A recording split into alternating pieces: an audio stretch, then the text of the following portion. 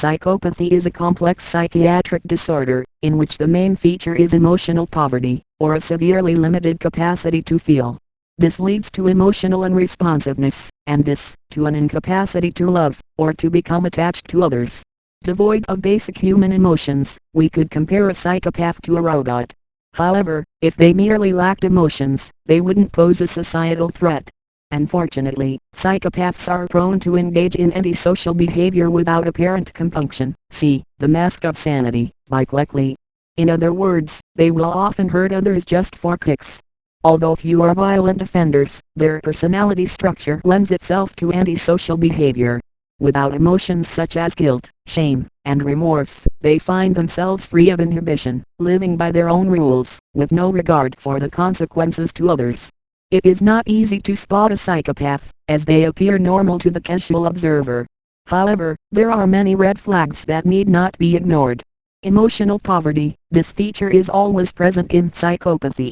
Psychopaths are individuals, with varied interests and temperaments. A few will be violent. Most will not. But they will always exhibit emotional poverty. Otherwise they would not have the disorder. For example, do not expect them to be moved by death or illness within the family. This indifference is typical in the psychopathic individual.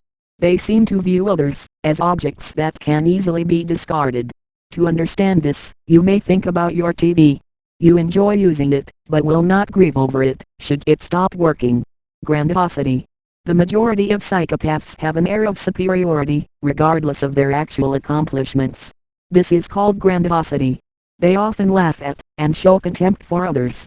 Psychopaths often come across as arrogant, shameless braggarts, self-assured, opinionated, domineering and cocky. See, Without Conscience, by Hare. They also enjoy testing other people by breaking promises or deals. Testing our patience is enjoyable to the psychopath. Pathological lying, or untruthfulness and insincerity.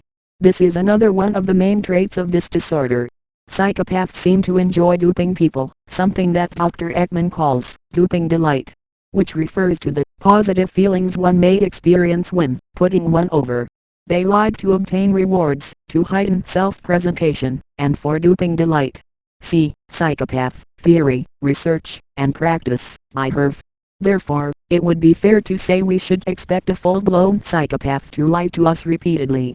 Sadistic preoccupation. Even though as individuals, psychopaths vary in the degree to which they are inclined toward sadism, there is a tendency for them to be more sadistic than the general population. One way to explain this is their incapacity to feel guilt. All of us have the potential to harm others, but because we can feel remorse, we self-limit. Sadism doesn't need to entail bodily harm. Callous remarks are by far more common than physical torture. And psychopathic individuals are adept at finding our weaknesses, and exploiting them. Psychopaths are skilled at detecting and ruthlessly exploiting your weak spots, at finding the right buttons to press. See, Without Conscience, by Hare. Suspiciousness. Psychopaths do not trust people. They live in a state of paranoia, fueled by their mental disorder. They lie and use others, hence they expect the same to happen to them.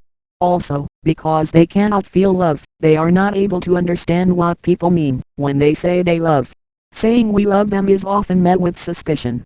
Controlling behavior. He refuses to talk about things he doesn't initiate. See, Without Conscience, by Hare. This may sound bizarre, but psychopaths will often refuse to answer trivial or innocent questions, such as what did you do yesterday? The simple act of giving up this information may be seen by the psychopath as an attempt by the other party to gain dominance in the relationship, whatever form it may take. We may not understand this, but we must keep in mind psychopaths are highly paranoid in their own way. Therefore, communication problems are likely to arise due to their incapacity to participate in conversations where he is not calling the shots. Projection, as defined by Freud, is a defense mechanism where we accuse other people of feeling or acting the way we do. Psychopaths are known to use this frequently. Example, despite her continuous infidelity, Wanda tells her husband, "I thought we were done playing games," and storms out. Many scholars believe that when psychopaths do this, they tend to believe that they are indeed innocent. This is one of the few instances where this disorder seems to flirt with magical thinking. Warning, do not fall for this. You will not help them by accepting their flawed version of the events. If we let them rewrite history, we are encouraging abnormal behavior. This gross disparity between the psychopath's own behavior and the perfection they expect from others is very common. Cleckley defined this as specific loss of insight concerning their own problematic behavior. He has absolutely no capacity to see himself as others see him. See The Mask of Sanity by Cleckley.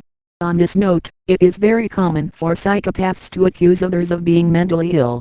Incapacity for object love. In other words, a psychopath will not become attached to another human being.